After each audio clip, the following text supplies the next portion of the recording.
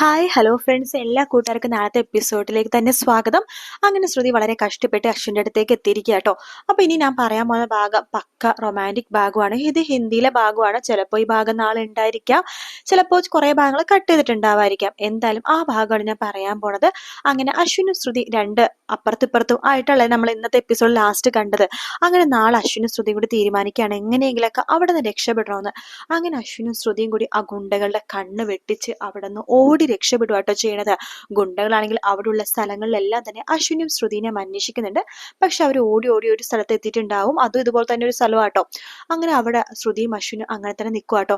അതിനുശേഷമാണെന്നുണ്ടെങ്കിൽ അവിടെ കുറച്ച് ഇരുട്ടാവണ സമയമാണ്. ഗുണ്ടകളാണെങ്കിൽ ഇവരെല്ലാവരും അന്വേഷിച്ചുകൊണ്ടിരിക്കുക കേട്ടോ.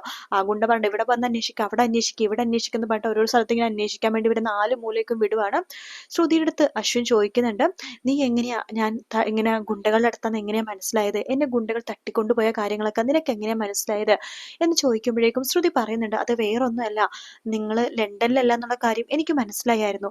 അതിനുശേഷം അന്ന് നിങ്ങൾ ഫോൺ വിളിച്ചപ്പോ എന്നോട് അങ്ങനെ പറഞ്ഞില്ലേ, നിങ്ങൾ അങ്ങനെ എന്നോട് പറയാറില്ലല്ലോ. അതുകൂടി കേട്ടപ്പോൾ എനിക്ക് സംശയം കൂടിയായിരുന്നു. അങ്ങനെയാണ് ഞാൻ നിങ്ങളെ അന്വേഷിച്ചു വന്നത് എന്നൊക്കെ പറയണം. അങ്ങനെ ശ്രുതിയും അശ്വിനും ഒരുപാട് കഷ്ടപ്പെട്ടിട്ടാണ് ഈ ഒരു സ്ഥലത്തേക്ക് വരുന്നത്. ആ സമയത്ത് അശ്വിൻ ശ്രുതിക്ക് ചെറിയൊരു ഗിഫ്റ്റ് കൊടുക്കുകയാണ്. ഒരു ചെറിയൊരു പാത്രം, മൺപാത്രം. ആ പാത്രം ശ്രുതിയുടെ കയ്യിലേക്ക് കൊടുക്കുക. ഇതെന്താ ചോദിക്കുമ്പോഴേക്കും നീ തുറന്നു നോക്ക്, നിനക്ക് ഒരുപാട് സന്തോഷമാവെന്ന് പറയാണ്. അങ്ങനെ ശ്രുതി അത് തുറന്നു നോക്കുമ്പോഴേക്കും മിന്നാമിനിങ് ആയിരിക്കും കേട്ടോ. അപ്പൊ അവിടെ ആ റൂം മൊത്തം ആ വെളിച്ചം വരികയാണ്. അതായത് ഇരുട്ട് റൂമാണ് കേട്ടോ അത്. അപ്പൊ അത് രാത്രിയായി. അപ്പൊ ആ മിന്നാമിനിങ്ങിന്റെ വെളിച്ചം കൊണ്ടിട്ട് ആ റൂം ഫുള്ളും പ്രകാശമാവാണ്. ശ്രുതിയുടെ മുഖം ആ ഒരു പ്രകാശത്തിന് നല്ല ഭംഗിയാട്ടോ. അശ്വിൻ ശ്രുതിയുടെ മുഖത്ത് കണ്ണെടുക്കാതെ നോക്കിക്കൊണ്ടിരിക്കുകയാണ്. ശേഷം അശ്വിൻ ശ്രുതിയുടെ തോളത്ത് ഇങ്ങനെ കൈ പിടിക്കുന്നുണ്ട്. എന്നിട്ട് പറയുന്നുണ്ട് ശ്രുതി എന്ന് പറയുമ്പോൾ പെട്ടെന്നാണ് അശ്വിൻ ശ്രദ്ധിക്കുന്നത് ശ്രുതിയുടെ ഡ്രസ്സ് കീറിയിട്ടുണ്ട്. കൈയൊക്കെ നന്നായിട്ട് കീറിയിരിക്കുക കേട്ടോ. അപ്പൊ അശ്വിനാണെങ്കിൽ ആകെ ഒരു ബുദ്ധിമുട്ട് പോലെ തോന്നാണ്. ശ്രുതി പെട്ടെന്ന് ആ ഷോൾ വെച്ചിട്ട് കൈ ഇങ്ങനെ മറച്ചു വെക്കുകയാണ്. അശ്വിൻ പെട്ടെന്ന് ആ റൂമിലേക്ക് നോക്കുമ്പോഴേക്കും ആ റൂമിൽ ഒരു മൂലക്ക് കുറച്ച് തുണികളും പഴയ സാരികളൊക്കെ ഇങ്ങനെ കിടക്കുന്നത് കാണുന്നുണ്ട്. ശ്രുതി നോക്കിക്കേ, അവിടെ എന്തൊക്കെയോ ഡ്രസ്സ് ഉണ്ട്, നീ ഒരു കാര്യം ചെയ്യോ, ഡ്രസ്സ് മാറിക്കോ എന്ന് പറയണം. അങ്ങനെ അശ്വിൻ അവിടെ ചെറിയൊരു വിളക്കുണ്ട്, ആ വിളക്ക് അത് മണ്ണെണ്ണ വിളക്ക് ഉണ്ട്, ആ വിളക്കൊന്ന് കത്തിച്ചു വെക്കാണ്. തിരി ഇങ്ങനെ കുറയ്ക്കണതും കൂട്ടണതുമായിട്ടുള്ള ഒരു ചിമ്മിനി വിളക്കാട്ടോ അത്. അപ്പൊ അതിന്റെ വിളക്കിനെ വെളിച്ചം ഇങ്ങനെ കൂട്ടിയിട്ട് ശ്രുതിക്ക് ഡ്രസ്സ് മാറാൻ വേണ്ടിയിട്ട് അവിടെ കൊണ്ടുപോയി വെക്കുവാണ്. ശേഷം ആ ഒരു ചെറിയൊരു ഒരു അഴ പോലെയൊക്കെ കെട്ടുന്നുണ്ട്. അതിന്റെ ശ്രുതിയുടെ ഷോള് ആ അഴയിൽ വിരിച്ചിട്ടാണ്. എന്നിട്ട് ഷോളിന്റെ ഇപ്പുറത്ത് ശ്രുതി ഡ്രസ്സ് മാറുന്നു, തൊട്ടിപ്പുറത്തെ സൈഡ് അശ്വിൻ ഇരിക്കുന്നത്. അങ്ങനെയാണ്. അപ്പൊ അശ്വിൻ ശ്രുതിയുടെ ഇങ്ങനെ സംസാരിച്ചുകൊണ്ടിരിക്കുകയാണ്. എന്നാലും നീ എന്നെ അന്വേഷിച്ച് വന്നല്ലോ, നിനക്ക് കറക്റ്റായിട്ട് മനസ്സിലായല്ലോ എന്നൊക്കെ പറഞ്ഞിട്ട് ഇങ്ങനെ സംസാരിച്ചുകൊണ്ടിരിക്കുന്ന സമയത്ത് പെട്ടെന്നാണ് അശ്വിൻ ആ ഒരു വിളക്കിന്റെ വെളിച്ചത്തിൽ ആ ഷോളിന്റെ ഇടയിൽ കൂടി ശ്രുതിനെ കാണാൻ ശരിക്കും പറ്റുന്നുണ്ട് കേട്ടോ. ശ്രുതി ഡ്രസ്സ് മാറുന്നതൊക്കെ ശരിക്കും കാണാൻ പറ്റുന്നുണ്ട്. ഇടയ്ക്കിടയ്ക്ക് അശ്വിൻ അങ്ങോട്ടേക്ക് നോക്കും കേട്ടോ. പിന്നീട് വേഗം വേണ്ട, അതത്ര ശരിയല്ല. കാരണം ശ്രുതി ശരിക്കും ഫുൾ ഇങ്ങനെ ഡ്രസ്സ് മാറുമ്പോൾ ഫുള്ളായിട്ട് ഇങ്ങനെ കാണുന്നത് ശരിയല്ലല്ലോ. അതുകൊണ്ട് അശ്വിന് കുറച്ചൊരു മാന്യത ഉള്ളത് കൊണ്ട് തന്നെ അശ്വിൻ വേഗം ആ ചിമ്മിനി വിളക്കിന്റെ ലൈറ്റ് കുറച്ചുകൂടി കുറച്ചിടാന്ന് വിചാരിക്കും. കാരണം അല്ലെന്നുണ്ടെങ്കിൽ ഫുള്ളായിട്ട് കാണാൻ പറ്റുക നിഴലായിട്ട്. ശ്രുതി ആണെങ്കിൽ അത് ശ്രദ്ധിക്കുന്നില്ല. ശ്രുതി തിരിഞ്ഞു നിന്നിട്ടാണ് ഡ്രസ്സ് മാറുന്നത്. അങ്ങനെ അശ്വിൻ ആ ചിമ്മിനി വിളക്കിന്റെ ലൈറ്റിന്റെ വെട്ടം കുറയ്ക്കാൻ പോകുമ്പോഴേക്കും ശ്രുതി ഡ്രസ്സ് മാറിയിട്ട് വന്നിട്ടുണ്ടാവും കേട്ടോ. അശ്വിൻ നോക്കുമ്പോൾ ഞെട്ടിപ്പോകാണ്. ശ്രുതിയാണെന്നുണ്ടെങ്കിൽ ഒരു വെള്ള സാരിയും ചുവന്ന ബ്ലൗസുമാണ് ഇട്ടിരിക്കുന്നത്. മുമ്പ് ചുരിദാർ കീറിയെന്ന് പറഞ്ഞിട്ടല്ലേ ശ്രുതി എടുത്ത് ഡ്രസ്സ് മാറാൻ വേണ്ടി അശ്വിൻ പറഞ്ഞത്. ഇതാണെങ്കിൽ കീറിയ ഒരു ബ്ലൗസ് ആണ് കേട്ടോ. ബ്ലൗസ് കീറിയതെന്ന് ഉദ്ദേശിച്ചത് കൈയില്ല, മുതുകില്ല, ഒന്നുമില്ല ബ്ലൗസിന്. ചെറിയൊരു തുണി വെച്ച് കെട്ടിയൊരു ബ്ലൗസ്, അത്രേ ഉള്ളൂ.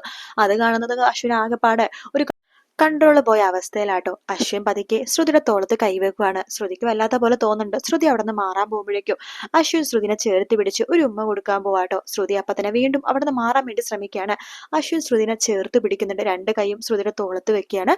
ശ്രുതിക്ക് വല്ലാത്ത പോലെ തോന്നുന്നു. പക്ഷെ ശ്രുതിക്ക് വേണമെന്ന് ചോദിച്ചാൽ വേണം, വേണ്ടെന്ന് ചോദിച്ചാൽ വേണ്ട, ആ ഒരു രീതിയിലാണ് ശ്രുതി നിൽക്കുന്നത് കേട്ടോ.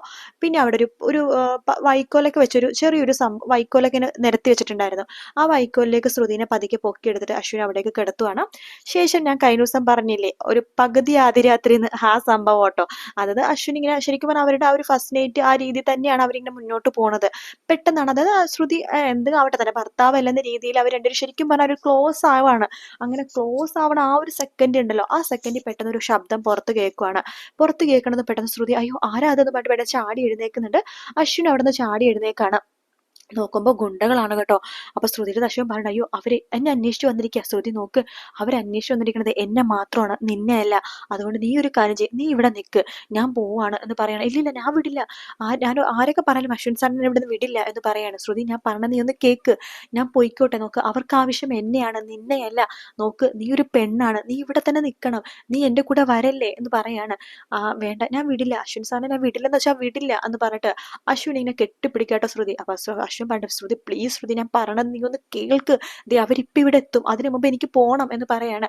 ശ്രുതി ആണെങ്കിൽ ഇല്ല ഞാൻ വിടില്ല, ഞങ്ങൾക്ക് ഒരുമിച്ച് വേണമെങ്കിൽ പോകാം, ദേ അവിടെ ഒരു ജനല് കണ്ടില്ലേ, ആ ജനലിൽ കൂടി നമുക്ക് രക്ഷപ്പെടാന്ന് പറയാണ്. അശ്വിൻ പറഞ്ഞു, അതിലെ കൂടി രക്ഷപ്പെടാൻ പറ്റില്ല ശ്രുതി, അവർ ഒന്നോ രണ്ടോ പേരില്ല, എത്ര പേരുണ്ട് നമുക്ക് അറിയില്ല, അതുകൊണ്ട് നീ ഒന്നും മനസ്സിലാക്കി ഞാൻ പറയണത്, നീ ഇവിടെ തന്നെ നിൽക്ക്, ഞാൻ പോട്ടെ എന്ന് പറയുമ്പോൾ ഇല്ല ഞാൻ വിടാൻ സമ്മതിക്കുന്നുണ്ട്. അശ്വിനെ ശ്രുതി കെട്ടിനെ പിടിക്കാട്ടോ. ആ സമയത്ത് അശ്വിനാണെന്നുണ്ടെങ്കിൽ അവിടെ ശ്രുതി ക്ഷമിക്കൂ ശ്രുതി എന്നോട് എന്ന് മനസ്സിലിങ്ങനെ പറയാണ്. ശേഷം അവിടെ വലിയൊരു മരത്തിന്റെ ഒരു കഷ്ണം ഉണ്ടാവും. ആ കഷ്ണം അശ്വിൻ കയ്യിലേക്ക് എടുക്കാണ്. സോറി ശ്രുതി എന്ന് പറഞ്ഞിട്ട് ശ്രുതിയുടെ തലമണ്ടയിലേക്ക് ഒരു ഒറ്റ അടി വെച്ച് കൊടുക്കുക കേട്ടോ. ആ അടി കിട്ടുമ്പോൾ തന്നെ ശ്രുതി തല കറങ്ങി നിലത്തേക്ക് വീഴുവാണ്. അങ്ങനെ ശ്രുതിനെ അവിടെ പതുക്കെ പൊക്കിയെടുത്തിട്ട് ആ സ്ഥലത്തേക്ക് തന്നെ അശ്വിൻ സേഫ് ആയിട്ട് കിടത്തുവാണ്. പുതപ്പൊക്കെ പുതക്കണ പോലെ കിടത്തിയിട്ട് അശ്വിൻ നേരെ ഇങ്ങനെ അവിടെ നിന്ന് ഓടിപ്പോകുകയാണ്. അപ്പോൾ ഓടിപ്പോകുമ്പോഴേക്കും ആ ഗുണ്ടകൾ അശ്വിന്റെ നേരെ പോകുന്നുണ്ട്. അശ്വിനെ വീണ്ടും കണ്ണൊക്കെ ഇങ്ങനെ കെട്ടിയിട്ട് അവിടെ നിന്ന് കൊണ്ടുപോവാണ് ചെയ്യേണ്ടത്. ശ്രുതി അങ്ങനെ രാവിലെ ആകുമ്പോഴേക്കും നേരം വിളിക്കുമ്പോഴേക്കും ശ്രുതിക്ക് മനസ്സിലാവുന്നുണ്ട് അശ്വിൻ അവിടെ ഇല്ല. അശ്വിൻ അവിടെ നിന്ന് രക്ഷപ്പെട്ടു, തന്റെ തലയിൽ അടിച്ചിട്ട് അശ്വിൻ അവിടെ നിന്ന് രക്ഷപ്പെട്ടു എന്ന് മനസ്സിലാവാണ്. ആ തലക്കടിച്ചതിന് കാരണം തന്നെ ശ്രുതിനെ സേഫ് ആക്കാൻ വേണ്ടിയിട്ട് തലക്കടിച്ചെന്നൊക്കെ മനസ്സിലായി. അത് മനസ്സിലാക്കുന്ന ശ്രുതി പൊട്ടിക്കരയാട്ടോ. അശ്വിൻ വീണ്ടും ഗുണ്ടകളുടെ അടുത്തേക്ക് ആവാണ്. ശ്രുതിക്ക് വേറെ നിവർത്തിയില്ല. ശ്രുതി അതുകൊണ്ട് തന്നെ തിരിച്ച് വീട്ടിലേക്ക് പോകുവാണ്. മനോരമ എടുത്ത് നടന്ന കാര്യങ്ങളൊക്കെ പറയുന്നുണ്ട്. ഞാനിങ്ങനെ അശ്വിൻ സാറിനെ കണ്ടിരുന്നു. അപ്പൊ നീ കണ്ടിരുന്നു, കുഞ്ഞിനെ കണ്ടിരുന്നു? കണ്ടിരുന്നു. ഞങ്ങൾ വിചാരിക്കുന്ന പോലെ അല്ല മനോരമാരി, ശരിക്കും അശ്വിൻ സാറിനെ അവർ ഉപദ്രവിച്ചിട്ടുണ്ട്. അശ്വിൻ സാറിന്റെ മേത്തൊക്കെ നല്ല മുറിവൊക്കെ ഉണ്ടെന്ന് പറയാണ്. എന്നിട്ട് പൊട്ടിക്കരയാണ്ടോ. മനോരമ സമാധാനിപ്പിക്കുകയാണ്, സാരില്ല ശ്രുതി, നമ്മൾ എത്രയും പെട്ടെന്ന് തന്നെ അശ്വിൻ കുഞ്ഞിനെ കണ്ടുപിടിക്കും എന്നൊക്കെ പറയാണ്. അങ്ങനെ ശ്രുതി അടുത്ത് പറഞ്ഞിട്ട്, ശ്രുതി നീ ആ സ്ഥലം കണ്ടതല്ലേ, നമുക്ക് ആ സ്ഥലത്തേക്ക് പോയാലോ എന്ന് ചോദിക്കുമ്പോൾ ശ്രുതി പറയണ്ട, അയ്യോ ഇനി അവിടെ പോയിട്ട് കാര്യമുണ്ടോ, കാരണം അവിടെ നിന്ന് എന്തായാലും അശ്വിൻ സാർ പോയിട്ടുണ്ടാകും, നമ്മൾ അവിടെ പോയതുകൊണ്ട് ഒരു കാര്യം ഉണ്ടാവില്ല.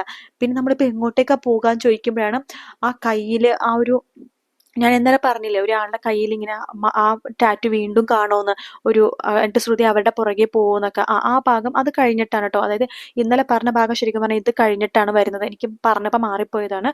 അപ്പൊ അതിനുശേഷം അയാളുടെ വീട്ടിലേക്ക് പോകും, മനോരമയും ശ്രുതിയും കൂടെ അയാളുടെ വീട്ടിലേക്ക് പോകുമെന്നൊക്കെ പറഞ്ഞില്ലേ, ആ ഒരു ഭാഗം ഇതിന് ശേഷമാണ് വരുന്നത് കേട്ടോ.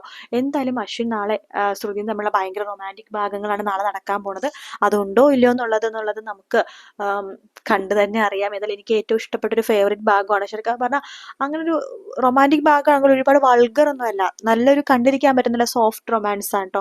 എന്തായാലും വീഡിയോ ഇഷ്ടപ്പെടുകയാണെങ്കിൽ ലൈക്ക് ചെയ്യാനും അതുപോലെ തന്നെ സബ്സ്ക്രൈബ് ചെയ്യാനും കമന്റ് ചെയ്യാനും മറക്കല്ലേ കേട്ടോ. പിന്നെ ആ കീച്ചൻ ഇടുന്ന ഭാഗം ഞാൻ ഇന്നലെ പറഞ്ഞില്ലേ, അത് ഇതിന് ശേഷം കേട്ടോ. അതായത് ശ്രുതി വീട്ടിലെത്തിയിട്ട് മനോരമ എടുത്ത് പറഞ്ഞ ശേഷമാണ് വീണ്ടും ആ ഗുണ്ടകൾ അന്വേഷിക്കുമ്പോഴാണ് ആ കീച്ചൻ എടുത്തിട്ട് ആ ഷോപ്പിംഗ് പോകുമ്പോഴേക്കും കീച്ചൻ എടുത്തിട്ട് കീ ഒച്ച കേൾക്കുന്നൊക്കെ പറയില്ല, അത് ഇതിന് ശേഷം കേട്ടോ. അപ്പോൾ വീഡിയോ ഇഷ്ടപ്പെടുകയാണെങ്കിൽ ലൈക്ക് ചെയ്യാനും സബ്സ്ക്രൈബ് ചെയ്യാനും കമന്റ് ചെയ്യാനും മറക്കല്ലേ. മറ്റൊരു വീഡിയോ ആയിട്ട് വീണ്ടും കാണാം friends. Take care, bye bye.